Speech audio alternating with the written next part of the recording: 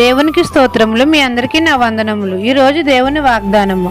ఆయన ఒక్కడే మహాశ్చర్య కార్యములు చేయువాడు. కీర్తనల గ్రంథం 136 అధ్యాయం 4వ వచనం. మన తండ్రి అయిన యెహోవా దయాళుడు, మన అందరి ఏళ్ల నిరంతరం కృప చూపుతున్నాడు. ఆయన ఒక్కడే మహాశ్చర్య కార్యములు చేయువాడు. కాబట్టి మనం అందరము ఆయన కృతజ్ఞతాస్తుతులు చెల్లించాలి. మనం అందరం దేనదశలో ఉన్నప్పుడు మన ప్రభువు మనలను జ్ఞాపకం చేసుకున్నాడు. మన తండ్రి మనల్ని ఆకలైన వేళలో మనకు ఆహారం ఇచ్చి పోషిస్తున్నాడు. మన శత్రువుల చేతిలో నుండి మనల్ని విడిపిస్తున్నాడు.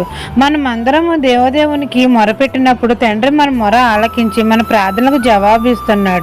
మన సమస్య ఏదైనా, మన భారం ఏదైనా, మన చింత ఏదైనా వాటిలన్నిటి నుండి మనకు విడుదల దయచేస్తున్నాడు. మన హృదయాలకు శాంతిని, సమాధానాన్ని, సంతోషాన్ని కలగజేస్తున్నాడు. మన జీవితంలో అనేకమైన అద్భుత కార్యాలు, ఆశ్చర్య కార్యాలు చేస్తున్నాడు. మన తండ్రి ఒకడే మనకు మహాశ్చర్య కార్యాలు చేయుచున్నాడు. మన అందరి ఎడల కృప చూపుతున్నాడు. కాబట్టి దేవుని కృతజ్ఞతాస్తుతులు మనం అందరము చెల్లించాలి. ఈ దిన వాగ్దానం మీ నా జీవితంలో నెరవేరాలని కోరుకుంటూ దేవుని సువార్త పరిచర్యలో మీ సహోదరి. ఆమెన్.